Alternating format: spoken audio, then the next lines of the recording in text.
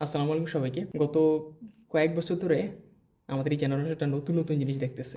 বাংলাদেশের গণঅভ্যুত্থান, নেপালের গণঅভ্যুত্থান, শ্রীলঙ্কার গণঅভ্যুত্থান দেখতেছে। সো বাংলাদেশে এখন নতুনভাবে আরও কিছু দেখতেছে এই জেন জি। জেন জি নির্বাচন দেখলো এবং নির্বাচন কীভাবে হয়, জেন জি নির্বাচন কীভাবে হয়, ভোট কীভাবে দেয়।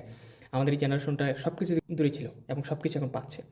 এবং এমন, এমন জিনিসগুলা পাচ্ছে যেগুলো আমরা কল্পনা করতাম যে হ্যাঁ, এমন হইতে পারে। আবার কিছু জিনিস পাচ্ছে কল্পনাও করতাম না। এরকম জিনিস এখন দেখা যাচ্ছে। যেমন গতকাল হাসনাত আবদুল্লাহ তার অঞ্চলের কোথায় কি হচ্ছে না হচ্ছে, কোন খাতে কি বরাদ্দ আসছে এগুলো সব কিছু সে প্রকাশ করতেছে। এবং তার দায়বোধ কতটুকু সেগুলো সে তুলে ধরতেছে। কোথায় খেজুর আসছে, কোথায় বালু আসছে, টিন আসছে, কোথায় তরুণদের জন্য কোন ধরনের ট্রেনিংয়ের ব্যবস্থা আছে, ট্রেনিংয়ের ডেট কবে শেষ হবে, কার সাথে যোগাযোগ করতে হবে, এভরিথিং সে মানুষের সামনে প্রকাশ করতেছে। আবার তারও ৪-৫ দিন আগে সোশ্যাল মিডিয়ায় সম্ভবত ময়মনসিংহ ২ এর এমপি, জামাতের এমপি, সেও দেখলাম প্রকাশ করছে যে তার অঞ্চলে কী বরাদ্দ আসছে, কোথায় কী আসছে এগুলার তথ্য সে প্রকাশ করতেছে। খুবই অ্যামেজিং একটা বিষয়। আমরা জানতামই না যে আসলে রমজান মাসে কোথাও থেকে খেজুর আসে মানুষের জন্য। আ মাদ্রাসার জন্য, মসজিদের জন্য খেজুর আসে। এটা কেউ জানতামই না। নতুনভাবে জানতে পারলাম। বা আরও কিছু জানতে পারতেছি যে কোথায় কী ট্রেনিং হচ্ছে না হচ্ছে এইসব জিনিসও মানুষ জানতেছে। সো এই তরুণরা বা এই নতুন ব্লাড যেখানে, যেখানে ক্ষমতায় আসতেছে, যেখানে, যেখানে এমপি হইছে, আশা করি সেই অঞ্চলের মানুষ আরও জোস, জোস জিনিস দেখবে। এবং যারা এইসব দেখতেছে অন্যান্য এমপিরা, তারাও যেন তাদের থেকে দেখে অনুপ্রাণিত হয়। হয়তো তারা অন্যভাবে দেখাবে, অন্যভাবে শো করবে, অন্যভাবে কাজটা সম্পাদন করবে।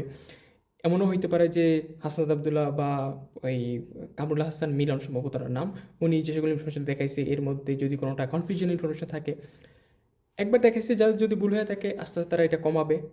যদি কোনো কনফিডেন্সিয়াল ইনফরমেশন থাকে সেইগুলা দেখাবে না। যেগুলো কনফিডেন্সিয়াল না, জনগণের জন্য দরকার, জনগণের জন্যই যেগুলো আসে সেগুলো তারা দেখাবে। টিসিবির কার্ড আসে, এই কার্ড আসে, ওই কার্ড আসে, টিন আসে, চাল আসে, ধান আসে। সো এই সব কিছু যাতে জনগণ পায় সেই নিশ্চয়তাটা করাটাই ছিল হচ্ছে আমাদের স্বপ্ন যে আসলে এমপিরা এই ধরনের জিনিস করবে।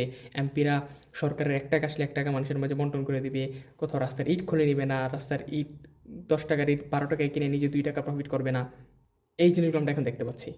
মানে সকল অখুশির মাঝেও মানে এই ছোট, ছোট খুশিগুলাই হচ্ছে আমাদেরকে আরও বেশি পলিটিক্যালি কনসার্ন করে যে হ্যাঁ, রাজনীতি নিয়ে একটু কনসার্ন হই বা রাজনীতি কী হচ্ছে, কে কীভাবে হাঁটতেছে, কীভাবে যাচ্ছে, বাংলাদেশের রাজনীতি কী হচ্ছে, বৈশ্বিক রাজনীতি কী হচ্ছে, একটু জানি, দেখি, বলি, এসবে আরও বেশি উদ্বুদ্ধ করে। যতই মনে হয় যে না রাজনীতি নিয়ে কথা বলব না, রাজনীতির কাছে যাব না। কিন্তু এই ভালো, ভালো জিনিসগুলা আমাদেরকে আরও রাজনীতির কাছে টেনে নিয়ে আসে। তরুণদেরকে রাজনীতি ভালোবাসার জন্য আরও বেশি উদ্বুদ্ধ করতেছে এই বিষয়গুলো।